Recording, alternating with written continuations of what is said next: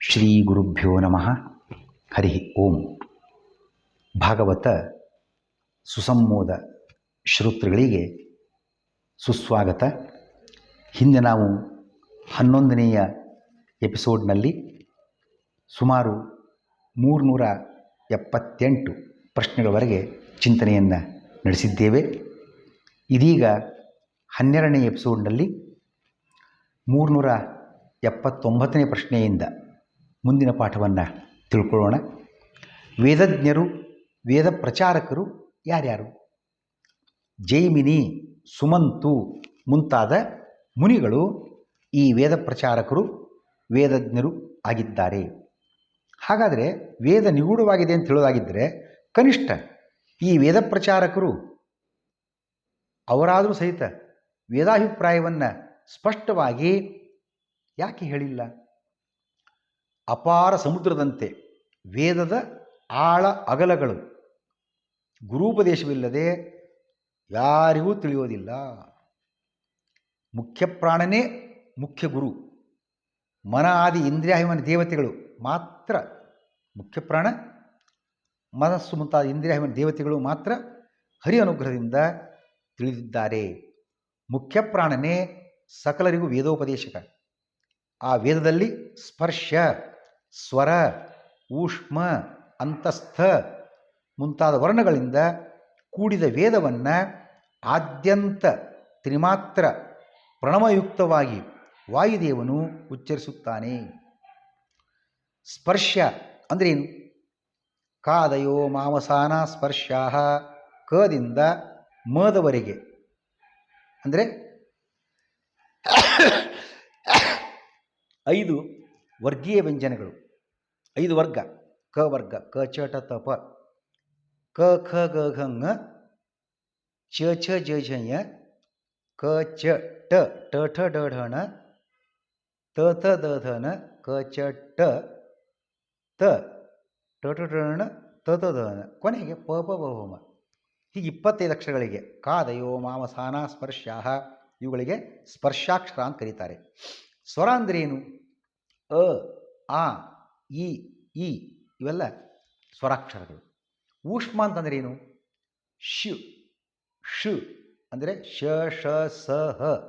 ಇದನ್ನು ಸ್ವರಾಕ್ಷರ ಸಹಿತವಾಗಿ ಹೇಳ್ತಕ್ಕದ್ದಲ್ಲ, ವ್ಯಂಜನ ಸಹಿತವಾಗಿ, ವ್ಯಂಜನ ಮಾತ್ರ, ಸ್ವರ ಬಿಟ್ಟು. ಶ್, ಶ್, ಅ, ಶ, ಷ್, ಅ, ಷ. ಅಲ್ಲಿ ಸ್ವರ ಬಿಡೋಣ. ಶ್, ಷ್, ಸ್, ಹ. ಇವು ಅಕ್ಷರ ಊಷ್ಮ ಸ್ವರಗಳು. ಅಂತಸ್ಥ ಅಂದ್ರೇನು? ಯರ, ಲವ. ಇದು ಹಾಗೆಯೇ ಅಲ್ಲಿ ನಾವು ಉಚ್ಚಾರಣೆ ಸೌಕರ್ಯಕ್ಕಾಗಿ ಸ್ವರಾಕ್ಷರ ಸೇರಿಸ್ಕೊಂಡಿದ್ದೇವೆ. ಯ, ಋ, ಲ್, ವು. ಇವು ಅಂತಸ್ಥ ಅಕ್ಷರಗಳು. ತ್ರಿಮಾತ್ರ ಪ್ರಣವ ಅಂದರೇನು? 3 ಮಾತ್ರೆಗಳ ಪ್ಲುತಸ್ವರದ ಓಂಕಾರ. ಮಾತ್ರೆ ಅಂದ್ರೇನು? ಒಂದು ಹ್ರಸ್ವಸ್ವರದ ಅಥವಾ ಅಕ್ಷರದ ಉಚ್ಚಾರಣಕ್ಕೆ ಎಷ್ಟು ಸಮಯ ತಗುಲ್ತದೆ ಅದಕ್ಕೆ ಮಾತ್ರೆ ಅಂತ ಹೆಸರು. ಅಂದರೆ ಅ ಅಂತ ಅನ್ಬೇಕಾಗಿದ್ದರೆ ಎಷ್ಟು ಸಮಯ ಹಿಡಿತದೆ, ಅದಕ್ಕೆ ತಗಲ್ತಕ್ಕಂಥ ವೇಳೆ ಏನಿದೆ ಅದಕ್ಕೆ ಮಾತ್ರೆ ಅಂತ ಹೆಸರು. 1 ಮಾತ್ರಾ ಕಾಲದ ಸ್ವರ ಹ್ರಸ್ವ, 2 ಮಾತ್ರೆಗಳ ಕಾಲದ ಸ್ವರ ದೀರ್ಘ. ಅದೇ ಸ್ವಲ್ಪ ಈಗ ಏ ಅಂತಂತೀವಿ, ಸ್ವಲ್ಪ ದೀರ್ಘ. ಅ, ಆ ಸ್ವಲ್ಪ ದೀರ್ಘ. ಮತ್ತು 3 ಮಾತ್ರಾ ಕಾಲ ಸಮಯ ತಗೊಳ್ತಕ್ಕಂತಹ ಅಕ್ಷರಕ್ಕೆ ಪ್ಲುತ ಅಂತ ಕರಿತೀವಿ. ಏ ಕೃಷ್ಣ ಬಾರೋ ಇಲ್ಲಿ, ದೀರ್ಘ ಪ್ಲುತ. ಅ ಹ್ರಸ್ವ, ಆ ದೀರ್ಘ. ಮತ್ತು ಸ್ವಲ್ಪ ಜೋರಾಗಿ ಏ ಕೃಷ್ಣ, ಅಲ್ಲಿ ಪ್ಲುತ ಸ್ವರವನ್ನು ನಾವು ನೋಡ್ತಕ್ಕಂಥದ್ದು. ಆಮೇಲೆ ಬರೀ ವ್ಯಂಜನ ಆಗಲಂತಾನೆ ಕ ಕ ಗ ಘ ङ, ಇಲ್ಲಿ ಸ್ವರ ಸಹಿತವಾಗಿದೆ. ಕ, ಚ ಸ್ವರ ಬಿಟ್ಟು ಹೇಳ್ತಕ್ಕಂಥದ್ದಕ್ಕೆ ವ್ಯಂಜನ ಅಂತ ಕರಿತೀವಿ. ಆ ವ್ಯಂಜನಗಳ ಉಚ್ಚಾರಣೆಗೆ ಅರ್ಧ ಮಾತ್ರೆ ತಗುಲ್ತದೆ. ಹೀಗೆ ಸ್ವರಾಕ್ಷರಗಳು ಹ್ರಸ್ವ, ದೀರ್ಘ, ಪ್ಲುತಗಳಂತೆ ಉದಾತ್ತ, ಅನುದಾತ್ತ ಹಾಗೂ ಸ್ವರಿತ ಎಂಬುದಾಗಿ ಕೂಡ ಮತ್ತೆ 3 ಪ್ರಕಾರಗಳಿವೆ ಅಕ್ಷರಗಳಲ್ಲಿ, ಸ್ವರಗಳಲ್ಲಿ. ಉದಾತ್ತ ಸ್ವರ, ಅನುದಾತ್ತ ಸ್ವರ, ಸ್ವರಿತ ಸ್ವರ. ಸಹಸ್ರ ಶೀರ್ಷ ಪುರುಷ ಸಹಸ್ರಾಕ್ಷ ಸಹಸ್ರಾಪಾತ್. ಅಲ್ಲಿ ಸಹಸ್ರ ಮೇಲೆ ಸ್ವರ ಬಂದರೆ ಉದಾತ್ತ ಸ್ವರ. ಸಹಸ್ರಾಕ್ಷ ಸಹಸ್ರಪಾತ್ ಕೆಳಗೆ ಹ, ಅದು ಅನುದಾತ್ತ ಸ್ವರ. ಹೀಗೆ ಉದಾತ್ತ ಅನುದಾತ್ತ ಸ್ವರಿತ ಸ್ವರಗಳು ಕೂಡ ಮತ್ತೆ 3 ಪ್ರಕಾರ ಇವೆ. ವೇದಗಳು ಅನಂತ ರೂಪವಾಚಕ, ಭಗವಂತನ ಅನಂತ ರೂಪಗಳನ್ನು ಹೇಳ್ತಾ ಇವೆ. ಹೇಗೆ? ಅ ಉ ಮ ಈ 3 ಅಕ್ಷರ ಸೇರಿ ಆಗಿರತಕ್ಕಂಥ ಒಂದು ಶಬ್ದ ಸಮೂಹ ಅಂದ್ರಿ, ಪದ ಅಂತನ್ರಿ ಓಂ ಅನ್ನುವ ಓಂಕಾರ. 3 ಅಕ್ಷರಗಳು ಅಥವಾ 3 ಅಂಶಗಳು. ಹಾಗಾಗಿ ಇದು ತ್ರಿಮಾತ್ರ ಓಂಕಾರ ಅಥವಾ 3 ಅಂಶಗಳ ಓಂಕಾರ. ಇದರಂತೆ 4 ಅಂಶಗಳ ಓಂಕಾರ, 5 ಅಂಶಗಳ ಓಂಕಾರ, 6 ಅಂಶಗಳ ಓಂಕಾರ, ಹೀಗೆ ಪ್ರಣವ ಅನಂತವಾಗಿವೆ. 3 ಮಾತ್ರೆಗಳ ಪ್ರಣವದಿಂದ ಆರಂಭಿಸಿ ಅನಂತ ಮಾತ್ರೆಗಳ ಪ್ರಣವಗಳು ಹಾಗೂ ಇವುಗಳಲ್ಲಿ ಅನಂತ ಭೇದಗಳು ಇರುವುದರಿಂದ ಅವು ಅನಂತ. ಒಂದು ಅಕ್ಷರ, ಒಂದು ಪದ ಒಂದೊಂದು ಹರಿಯ ರೂಪವಾಚಕವಾಗಿವೆ. ಒಂದೊಂದು ಮಂತ್ರವೂ ಸಹಿತ ಆದಿಯಲ್ಲಿ ಅಂತ್ಯದಲ್ಲಿ ಓಂಕಾರ ಸಹಿತವಾಗಿ ಹೇಳ್ತಕ್ಕಂಥ ಕ್ರಮ ಉಂಟು. ಓಂಕಾರ ಬಿಟ್ಟು ಹೇಳೋ ಹಾಗಿಲ್ಲ. ಹಾಗಾಗಿ ಅನಂತ ಅಕ್ಷರಗಳ ಸಂಯೋಜನೆಯಿಂದ ಅನಂತ ಮಂತ್ರಗಳು. ಒಂದೊಂದು ಅಕ್ಷರವೂ ಕೂಡ ಭಗವದ್ರೂಪವಾಚಕವಾಗಿದೆ. ಆದ್ದರಿಂದ ಅನಂತ ರೂಪವಾಚಕ ಆಗಿವೆ. ಈ ಎಲ್ಲ ವಿವರ ವೇದಾದಿ ಎಂದು ಮುಂತಾದ ಋಗ್ಭಾಷ್ಯದ ವ್ಯಾಖ್ಯಾನಗಳಲ್ಲಿ ನಾವು ಅದನ್ನು ಕಾಣಬಹುದಾಗಿದೆ. ವೇದಾರ್ಥವು ಸುಲಭವಲ್ಲ. ಏಕೆ? ವೇದದ ಭಾಷೆ ಛಂದಸ್ಸು ವೈವಿಧ್ಯಪೂರ್ಣವಾಗಿರುವುದರಿಂದ ಅವು ಸುಲಭವಾಗಿ ಅರ್ಥ ಆಗೋದಿಲ್ಲ ಜನರಿಗೆ. ತ್ರಿಭಾಷಾಂ ಯೋ ನ ಜಾನಾತಿ, 3 ಭಾಷೆಗಳನ್ನು ಯಾರು ತಿಳಿಯೋದಿಲ್ಲ. ರೀತೀನಾಂ ಶತಮೇವ ಚ, 100 ರೀತಿಗಳನ್ನು ಸಾಹಿತ್ಯ ಪ್ರಕಾರದಲ್ಲಿ, ಹಾಗೆಯೇ 7 ಪ್ರಕಾರದ ವ್ಯತ್ಯಾಸಗಳನ್ನು ತಿಳಿದೇ ಇದ್ದರೆ, ಯಾರು ತಪ್ಪು ವೇದಾರ್ಥವನ್ನು ಹೇಳುವಂತಾಗಿದ್ದರೆ ಅವನಿಗೆ ನರಕವೇ ಗತಿ ಅಂತ ಹೇಳ್ತಾರೆ ವೇದವ್ಯಾಸರು.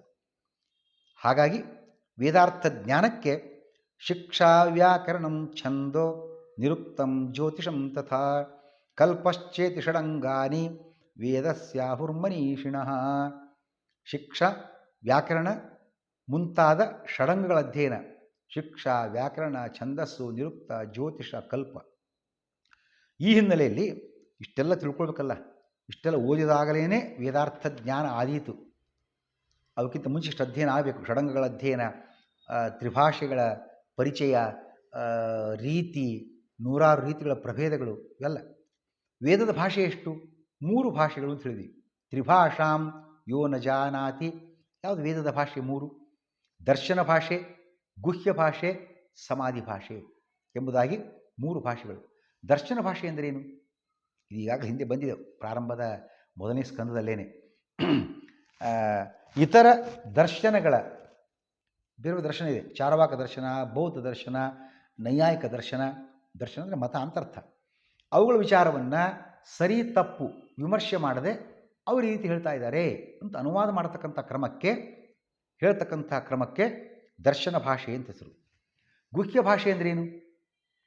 ಸ್ವಲ್ಪ ಕಠಿಣವಾಗಿ ಒಗಟಿನಂತೆ ನಿರೂಪಿಸ್ತಕ್ಕಂಥ ಕ್ರಮಕ್ಕೆ ಗುಹ್ಯ ಭಾಷೆ ಅಂತ ಹೆಸರು. ಮೇಲ್ನೋಟಕ್ಕೆ ಅರ್ಥವೇ ಆಗೋದಿಲ್ಲ. ಉದಾಹರಣೆ ನೋಡುವಂತಾಗಿದ್ದರೆ, ಉಚ್ಚಿಷ್ಟಂ ಶಿವನಿರ್ಮಾಲ್ಯಂ ವಮನಂ ಶವಕರ್ಪಟಂ ಕಾಕವಿಷ್ಠಾ ಸಮುತ್ಪನ್ನ ಪಂಚೈತೇತಿ ಪವಿತ್ರಕಾಹ. ಇದರ ಮೇಲ್ನೋಟಕ್ಕೆ ಅರ್ಥ ನೋಡಿಬಿಟ್ರೆ, ಎಂಜಲು, ನಿರ್ಮಾಲ್ಯ, ವಾಂತಿ ಮಾಡಿಕೊಂಡದ್ದು, ಶವದ ಮೇಲಿನ ಬಟ್ಟೆ, ಕಾಗೆಯ ಮಲದಿಂದ ಹುಟ್ಟಿದ್ದು, ಇದು ಬಹಳ ಪವಿತ್ರ. ಇದು ಮೇಲ್ನೋಟದ ಅರ್ಥ. ಈ ರೀತಿ ಅರ್ಥ ಹೇಳಿಬಿಟ್ರೆ ಬಹುಶಃ ಇದನ್ನು ಬರೆದವನು ಯಾರೋ ಹುಚ್ಚಾಸ್ಪತ್ರೆಯಿಂದ ಎಸ್ಕೇಪ್ ಆಗಿ ಬಂದವನು ಬರೆದಾನೆ ಕಾಣಿಸ್ತದೆ ಅಂತ ಅನ್ನೋದು ಪಕ್ಕ. ಇದರ ಒಳ ಅರ್ಥ ಏನು? ಉಚ್ಚಿಷ್ಟ ಅಂದರೆ ಆಗ ಹೇಳಿದ ಎಂಜಲು ಅನ್ನೋ ಅರ್ಥ ಅಲ್ಲ. ಕರು ಕುಡಿದ ಉಳಿದ ಹಾಲು. ಭಗವಂತನ ಅಭಿಷೇಕಕ್ಕೆ ಯಾವ ಹಾಲು ಶ್ರೇಷ್ಠ ಅಂತಂದರೆ, ಆಕಳ ಕೆಚ್ಚಲಿನಿಂದ ಏನು ಹಾಲು ಬರ್ತದೆ ಕರು ಕುಡಿಬೇಕು. ತನ್ನ ಬಾಯಿಂದ ಆ ಬಾಯಿ ಬುರುಗಿನಿಂದ ಎಲ್ಲ ಕೆಚ್ಚಲಿಗೆಲ್ಲ ಸವರಬೇಕದು. ಹಾಲು ಕುಡಿಬೇಕು. ಕುಡಿದು ಉಳಿದ ಹಾಲು ಅಭಿಷೇಕಕ್ಕೆ ಶ್ರೇಷ್ಠ. ಭಗವಂತನಿಗೆ ಪ್ರಾಣಿ ದಯೆ ನೋಡ್ರಿ. ಆ ಕರು ಬದುಕಬೇಕಾಗಿದೆ. ಕರುವಿಗಾಗಿ ಹಾಲದು ವಾಸ್ತವಿಕವಾಗಿ, ನಮಗಾಗಿ ಅಲ್ಲ. ನಾವು ಅದನ್ನು ದುರ್ಬುದ್ಧಿಯಿಂದ ಕರುವನ್ನು ತೋರಿಸ್ತೀವಿ ಅಷ್ಟೇ. ಹಸುವಿಗೆ ಇಲ್ಲಿ ಇದೇ ನೋಡಪ್ಪ ಕರು ಹಾಲು ಕೊಡು, ಅದು ಕುಡ್ದಾಗ ಮಾಡಿ ಎಳ್ಕೊಂಬಂದು ಕಟ್ಟಿಬಿಡ್ತೀವಿ. ಕರುವಿಗೋಸ್ಕರ ಹಾಲು, ನಮಗೋಸ್ಕರ ಅಲ್ಲದು ವಾಸ್ತವಿಕವಾಗಿ ಅಲ್ಲಿ ಬಂದಿರತಕ್ಕಂಥದ್ದು. ಹಾಗೆ ಭಗವಂತನ ಪ್ರಾಣಿದೆಯನ್ನು ನೋಡ್ತಕ್ಕಂಥದ್ದು. ಕರು ಕುಡಿದು ಉಳಿದ ಹಾಲು ಅದು ಶುದ್ಧ. ಆಮೇಲೆ ನಿರ್ಮಾಲ್ಯ ಅಂದರೆ ಗಂಗೆ ಅಂತ ಅರ್ಥ. ಶಿವನ ತಲೆಯಲ್ಲಿ ಗಂಗೆ ಇದ್ದಾಳೆ, ಅದಕ್ಕಾಗಿ ಅವನಿಗೆ ಗಂಗಾಧರ ಅಂತ ಹೆಸರು. ಗಂಗೆ ಶುದ್ಧ ಪವಿತ್ರ. ಜೇನುಹುಳು ಸಂಗ್ರಹಿಸಿದ ಜೇನುತುಪ್ಪ ವಮನ ಅಂತಂದರೆ, ಜೇನುಹುಳು ಸಂಗ್ರಹ ಮಾಡ್ತದೆ. ಏನು ಜೇನುತುಪ್ಪವನ್ನು ಹೆಂಗೆ ಸಂಗ್ರಹ ಮಾಡ್ತದೆ? ಈ ಹೂವು ಆ ಹೂವು ಸಂಚಾರ ಮಾಡ್ತಾ ಹೋಗ್ತದೆ, ಸಂಗ್ರಹ ಮಾಡ್ಕೊಂಡು ಬರ್ತದೆ. ಏನು ಹೋಗುವಾಗ ತೊಗೊಂಡು ಹೋಗಿರ್ತದ ಬಕೆಟೋ ಬುಟ್ಟಿನೋ ಪಾತ್ರೆನೋ ಚೀಲನೋ ಏನೂ ಇಲ್ವಲ್ಲ, ಕ್ಯಾರಿ ಬ್ಯಾಗು. ಮತ್ತೆ ಹೇಗೆ ತರ್ತದೆ? ಬಾಯಿಂದಲೇ ಸಂಗ್ರಹ ಮಾಡುವುದು, ಬಾಯಿಂದಲೇ ತಂದು ಇಲ್ಲಿ ಉಗುಳುವುದು, ವಾಂತಿ ಮಾಡಿಕೊಳ್ಳುವುದು. ಅದೇ ವಮನಂ, ಜೇನುತುಪ್ಪ ಅಂತ ಅರ್ಥ. ರೇಷ್ಮೆ ಬಟ್ಟೆ ಶವಕರ್ಪಟ ಅಂತಂದರೆ ಅದು ಪವಿತ್ರ. ಯಾಕೆ ರೇಷ್ಮೆ ಬಟ್ಟೆ ಶವಕರ್ಪಟ ಅಂತ ಕರೀತಾರೆ? ಕಾರಣ ಇಷ್ಟೇ. ಬಟ್ಟೆ ಹೇಗೆ ತಯಾರಾಗ್ತದೆ? ರೇಷ್ಮೆ ಹುಳು ತನ್ನ ಸುತ್ತವೇ ಗೂಡನ್ನು ಕಟ್ತದೆ, ಆ ಗೂಡು ಒಳಗೇನೆ ತಾನು ಸತ್ತೇ ಹೋಗ್ತದೆ. ಶವ ಹುಳದ್ದು, ಆ ಶವದ ಮೇಲ್ಭಾಗದಲ್ಲಿ ಆ ಗೂಡಿನ ರೂಪದಲ್ಲಿ ನೂಲು, ಅದರಿಂದ ತಯಾರು ಮಾಡತಕ್ಕಂಥದ್ದೇ ರೇಷ್ಮೆ ಬಟ್ಟೆ. ಹಾಗಾಗಿ ಶವಕರ್ಪಟ ಅದು ಅತ್ಯಂತ ಪವಿತ್ರ. ಕೊನೆಯದಾಗಿ ಕಾಗೆ ಮಲದಿಂದ ಹುಟ್ಟಿರ್ತಕ್ಕಂಥದ್ದು. ಅಶ್ವತ್ಥ ಹಣ್ಣನ್ನು ತಿಂದಿರತಕ್ಕಂತಹ ಕಾಗೆ, ಅದರ ಬೀಜ ಅಕಸ್ಮಾತ್ ಅದರ ಮಲದಲ್ಲಿ ಬಿದ್ದಿರತಕ್ಕಂಥದ್ದು, ಅದರಿಂದ ಏನಾದರೂ ಅಶ್ವತ್ಥಗಳು ಹುಟ್ಟಿದರೆ ಅದು ಸಹಿತ ಪವಿತ್ರ. ಈ ಚಿಂತನೆ ನಾವು ತಗೊಳ್ತಕ್ಕದ್ದು. ಇದು ಗುಹ್ಯ ಭಾಷೆಗೆ ಉದಾಹರಣೆ, ಮೇಲ್ನೋಟಕ್ಕೆ ಅರ್ಥ ಆಗೋದಿಲ್ಲ. ಕೊನೆಯದಾಗಿ ಸಮಾಧಿ ಭಾಷೆ ಏನು ಹಾಗಂದರೆ ಸ್ಪಷ್ಟ ಶಬ್ದ, ನೇರ ನಿರೂಪಣೆ, ನೋ ಕನ್ಫ್ಯೂಷನ್. ನಾಸ್ತಿ ನಾರಾಯಣ ಸಮಂ ನ ಭೂತಂ ನ ಭವಿಷ್ಯತಿ. ನಾರಾಯಣನಿಗೆ ಸಮವಾಗಿರ್ತಕ್ಕಂಥದ್ದು ಹಿಂದೆ ಇದ್ದಿಲ್ಲ, ಈಗ ಇಲ್ಲ, ಮುಂದೆಯೂ ಇರುವುದಿಲ್ಲ. Very simple, no confusion. ಈ ರೀತಿ ಸ್ಪಷ್ಟ ನೇರ ನಿರೂಪಣೆ ಉಂಟಲ್ಲ, ಇದೇ ಸಮಾಧಿ ಭಾಷೆ. ವೇದದ ಛಂದಸ್ಸುಗಳು ಎಷ್ಟು ಪ್ರಕಾರವಾಗಿವೆ? 7 ಬಗೆಯಾಗಿವೆ. ಯಾವುವು? ಗಾಯತ್ರಿ, ಉಷ್ಣಿಕ್, ಅನುಷ್ಟುಪ್, ಬೃಹತಿ, ಪಂಕ್ತಿ, ತ್ರಿಷ್ಟುಪ್, ಜಗತಿ ಎಂಬುದಾಗಿ 7 ಬಗೆಯ ಛಂದಸ್ಸುಗಳಿವೆ. ಶ್ರೀಕೃಷ್ಣ.